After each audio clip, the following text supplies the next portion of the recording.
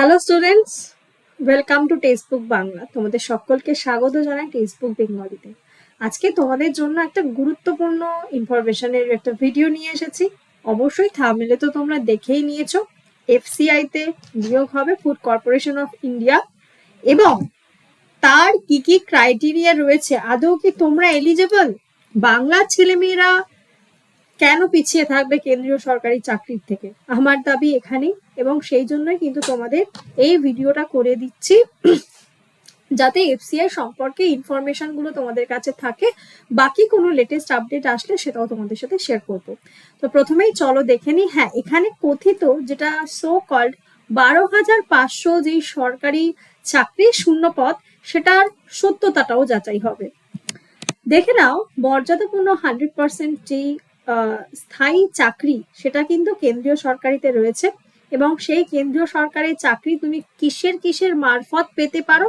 আমরা বহুবার শুনেছি যে এসএসসি, সেটা কি স্টাফ সিলেকশন কমিশন, আর কি RBI Reserve Bank of India, আর কি এসবিআই এবং এফসিআই। এই দুটো তো চলে গেল ব্যাংকিং এর এক্সাম। এবং ব্যাংকিং এর এক্সাম ছাড়া কেন্দ্রীয় সরকারি চাকরি পাওয়ার জন্য কিন্তু আরো দুটো পদ্ধতি রয়েছে, যেটা কিন্তু একটা ফুড কর্পোরেশন অফ ইন্ডিয়া এবং স্টাফ সিলেকশন কমিশন।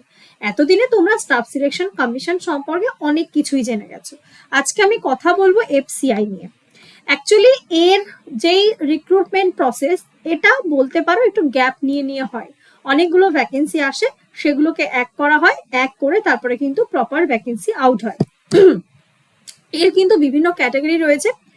ক্যারিয়ারের ঊর্ধ্বমুখী গ্রাফ এবং বেতনের আকর্ষণীয়তা, স্থায়ী চাকরি প্লাস প্রপার বেতন। এখানে কিন্তু ক্যাটাগরি 4 রয়েছে, যেটা ওই এমটিএস ক্যাটাগরিতে বলতে পারো যে এটা এমটিএস এর, মানে তুমি এমটিএস এর মতো যেই পরীক্ষাগুলো তোমরা দাও 10+ এসএসসি এমটিএস, অনেক সময় সেই এসএসসি এমটিএস এ পাশ করলেও, এটা তো জানি আমরা মাল্টিটাস্কিং স্টাফ, তো সেই অনেক সময় এই এফসিআই তেও কিন্তু এমটিএস লেভেলে নিয়োগ হয়। কিন্তু যেটা আলাদা করে এফসিআই নিজে পরীক্ষা নেয়, সেটা দুটো আলাদা আলাদা ক্যাটাগরিতে থাকে। সেটা একটা হচ্ছে 12th পাস, আর একটা হচ্ছে গ্র্যাজুয়েশন। আজকে আমি সেটাও তোমাদের সাথে বলবো। ক্যাটাগরি 3 থাকে ক্লারিক্যাল পদের সমতুল্য।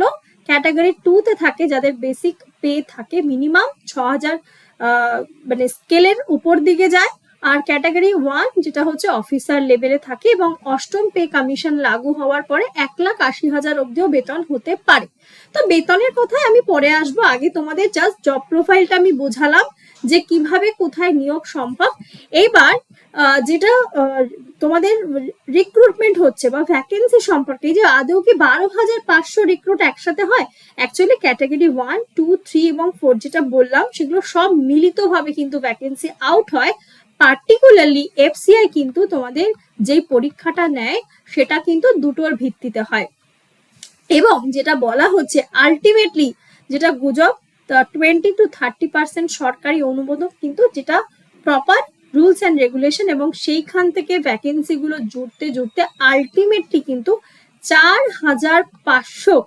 এবং এই যে আশেপাশে তোমরা শুনতে পারো যে টোটাল এত ভ্যাকেন্সি এত ভ্যাকেন্সি, সেটা কিন্তু আলাদা আলাদা ভাবে নিয়োগ হয়। কিন্তু 4,000, এই যে 5,400 যে পদটার জন্য বলছি 2026-এ অ্যাপ্রক্সিমেটলি কিন্তু এই ভ্যাকেন্সিটাই আসতে চলেছে এফসিআই থেকে। এবং এটার জন্য তোমাকে কি কি করতে হবে, সেটা হচ্ছে তুমি যদি 12 পাস হয়ে থাকো, 12 পাসের ক্ষেত্রে যাদের, মানে ক্যাটাগরি 3 এর ক্ষেত্রে যদি বলি, এখানে টাইপিস্ট, স্টেনোগ্রাফার, যাদের বয়সের সীমা থাকতে হবে 18 থেকে 25। যারা ওবিসি তারা 3 বছরের ছাড় পাবে, একদম সেন্ট্রাল, মানে আমাদের স্টাফ সিলেকশন কমিশনের যেরকম নিয়ম কানুন, এই ক্ষেত্রেও সেমই নিয়ম কানুন রয়েছে। আর যারা গ্র্যাজুয়েট কমপ্লিট করেছো, গ্র্যাজুয়েশনের ক্ষেত্রে junior engineer post, assistant grade রয়েছে, এবং ম্যানেজার পোস্টের জন্য কিন্তু রিক্রুটমেন্ট হয়। আর এদের ক্ষেত্রেও এজ সেম ক্রাইটেরিয়া। ম্যানেজারের ক্ষেত্রে থাকে হচ্ছে সেই 18 থেকে 20, ঠিক আছে। আর তোমাদের বছরের বয়সের কিন্তু ছাড় রয়েছে 3 বছর এবং 5 বছর, সেম 18 থেকে 25 যেটা বললাম, সেই সেম ক্রাইটেরিয়া কিন্তু রয়েছে। আর 10th পাসের মানে ওই যে বললাম এসএসসির এমটিএস লেভেলে পরীক্ষায় পাশ করলে অনেক সময় এই দপ্তরে চাকরি সম্ভব হয়। আর কি এত কথা তো বললাম, কিন্তু পরীক্ষাটা হবে কিভাবে? পরীক্ষাটা কিন্তু তোমাদের ঠিক সেম সিলেবাস, যেখানে দেখতে পাচ্ছ রয়েছে 25টা থাকবে তোমাদের ম্যাথ, 25টা থাকবে তোমাদের রিজনিং, এবং 25টা থাকবে কিন্তু জেনারেল নলেজ, এবং 25টা ইংলিশ। সেম সেম, আমি আবারও বলছি, সেন্ট্রাল গভর্নমেন্টের মতনই কিন্তু তোমাদের প্যাটার্নটা, এই 25টা প্রশ্ন। ম্যাম এবার সিলেবাস, সেটা সব থেকে বড় বিষয়। সিলেবাসটাও কিন্তু তোমাদের ডিটো, যেরকম তোমরা সেন্ট্রাল গভর্নমেন্টের ক্ষেত্রে সিএইচএসএল সিজিএল এর ক্ষেত্রে যেই সিলেবাসগুলো দেখতে পারো, এই ক্ষেত্রেও সেম সিলেবাস থাকে। অনেকেই এই ব্যাপারটা জানে না, তার কারণ কি বলতো, এর যেই ভ্যাকেন্সি সেটা প্রত্যেক বছর বের হয় না। এইটাই হচ্ছে এর একটা বলতে পারো অফসাইড, যে সব সময় এটা মানে প্রত্যেক বছর তুমি এর ভ্যাকেন্সিটা দেখতে পাবে না। তো 2026-এ কিন্তু এপ্রিল মাস থেকে এর ভ্যাকেন্সি আসতে চলেছে। আর যেটা আরেকটা বক্তব্য, যে যাদের কেন্দ্রীয় সরকারি চাকরির প্রস্তুতি তোমরা চাইছো একদম বেসিক থেকে করবে, তাদেরকে অবশ্যই আমি বলবো তারা শুধুমাত্র এফসিআই এর জন্য, মানে অনেকে টার্গেট নিয়ে বসেই যে আমি এফসিআই এর পরীক্ষাই দেবো শুধু। তো সেটা এখনকার সময় দাঁড়িয়ে আমি বলবো সেটা না করে বাকি যে সমস্ত পরীক্ষাগুলো রয়েছে আমাদের সেন্ট্রাল গভর্নমেন্টের, SSC CGL CHSL plus selection post plus আরো যা যা স্টেনোর মতো পরীক্ষাগুলো রয়েছে, সেগুলোকেও অবশ্যই দাও, ঠিক আছে? আর এর পাশাপাশি তোমাদের কি বলবো, যে বিষয় ভিত্তিক জ্ঞান, সেটা তোমাকে আলাদা আলাদা পরীক্ষার জন্য আলাদা আলাদা রকমের ক্যাপাসিটি থাকবে তা কিন্তু নয়। তোমাকে নিজেকে পুরোপুরি 100% তৈরি করতে হবে, যাতে তুমি যে কোনো, সেটা এফসিআই হোক বা এসএসসি হোক কিংবা আরআরবির পরীক্ষা হোক, যে কোনো পরীক্ষায় তুমি সেই ক্যাপাসিটি গুলোকে কাজে লাগাতে পারো। তো বাকি যা যা ইনফরমেশন যখনই আসবে এরপরে, তোমাদের যদি এর প্রতি মনে হয় যে আরো কিছু কোয়ারিজ আছে, আমি পুরো ডিটেলসে আনবো যে পরীক্ষার পদ্ধতি কিরকম বা কিরকম ধরনের প্রশ্ন আসে এই পরীক্ষায়, সেটা নিয়ে আমি অবশ্যই আরো একটা ভিডিও করে দেব। এটা জাস্ট তোমাদেরকে একটা আইডিয়া দিলাম যে এফসিআই এর মতো কিন্তু একটা পরীক্ষা আছে সেই দপ্তরে নিয়োগের জন্য, যেটাও কিন্তু কেন্দ্রীয় সরকারের পরীক্ষা। তো যদি ভিডিওটা ভালো লাগে তাহলে কিন্তু একটা ঝটপট লাইক করতে হবে। আর যারা যারা মনে করছো আপকামিং যে দিনগুলোর এসএসসি পরীক্ষার মতো পরীক্ষাগুলোকে ক্র্যাক করবে, তাদের জন্য কিন্তু একটা সুখবর রয়েছে।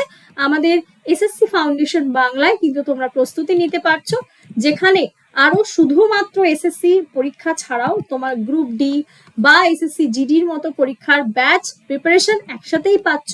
এখানে কিন্তু চলবে তোমাদের live plus recorded class, study note, previous year question, mock test এবং প্র্যাকটিস কোয়েশ্চেন, যেটা ভেরি ভেরি ইম্পর্টেন্ট। একটাই সাবস্ক্রিপশন লাগবে তোমাদের, টেক্সট বুক সুপার পাস। এই একটাই সাবস্ক্রিপশনে কিন্তু তোমরা এত কিছু পাচ্ছ, যেটা ভেরি ভেরি ইম্পর্টেন্ট। ইভেন তোমার যদি মনে হয় যে এফসিআই প্রিভিয়াস ইয়ারের প্রশ্ন দেখি তো কেমন এসেছে, সেটাও কিন্তু তুমি আমাদের এই অ্যাপে পেয়ে যাবে। আর কি পাবে? Selection kit. আবারও বলছি, সিলেকশন কিট। সেটা কি ম্যাম? সিলেকশন কিট, যেখানে তুমি পেয়ে যাচ্ছ আমাদের ম্যাথ, রিজনিং, কারেন্ট অ্যাফেয়ার্স এর মতো বিষয় অসাধারণ কিছু নোটস, যেগুলো তোমাদের কিন্তু ভীষণ কাজে লাগবে পরীক্ষার জন্য। আর কেউ যদি আমাদের সুপার পাসের লাইভে জয়েন করতে চাও, তার জন্য কি করতে হবে, এই যে নাম্বারটা বলে দিচ্ছি, 7557050299, 7557050299, এই নাম্বারে তোমরা আমার সাথে যোগাযোগ করতে পারো। তোমাদের কিন্তু এখন অফার চলছে সিলেকশন প্রিমিয়ার লিগ, যেখানে 12 মাসের জন্য প্রাইস পড়বে 849। এক বছরে তোমাকে আর কোনো রকম সাবস্ক্রিপশন কিন্তু নিতে হবে না। যদি 3 মাসের জন্য নিতে চাও 399। আমাদের কিন্তু অন্য সময় প্রাইস অনেকটাই বেশি থাকে। 31শে মার্চ অবধি তোমার এই লাস্ট ডেট থাকবে, তাহলে আর দেরি করো না, ঝটপট জয়েন করো আমাদের সুপার পাস লাইভে। আর এই যতগুলো অফারের কথা আমি বললাম, সমস্ত কিছু একটা জায়গায় পেতে হলে তোমাদেরকে কিন্তু জয়েন করতে হবে সুপার পাসে। ভিডিও ডেসক্রিপশনে লিংক থাকবে ডাইরেক্ট ব্যাচের, আর আমার টেলিগ্রামে। আমি তোমাদেরকে রেগুলার ঠিক সকাল 7:30টার সময় টেক্সট বুক বেঙ্গলি চ্যানেলে সিএ করাই এবং বায়োলজি ক্লাস আর হয় তোমার এই চ্যানেলেই দেখতে পারো। আর এটা আমাদের অফিসিয়াল টেলিগ্রাম, চাইলে অবশ্যই জয়েন করো। ভিডিওটা যদি ভালো লাগে তাহলে অবশ্যই কিন্তু তোমাদেরকে একটা লাইক করতে হবে। সাবস্ক্রাইব করতে হবে চ্যানেলটাকে, অবশ্যই শেয়ার করে দিও বন্ধুদের মধ্যে, কমেন্ট করে জানিও তোমাদের আর কি কি কোয়ারিজ রয়েছে এই রিলেটেড। যদি মনে হয় আমি কিন্তু আবার তোমাদের সাথে ভিডিও করে দেবো। তো আজকের মতো এখান থেকে বিদায় জানাচ্ছি, দেখা হচ্ছে আবার নেক্সট ক্লাসে। সবাই ভালো থেকো, সুস্থ থেকো, টাটা।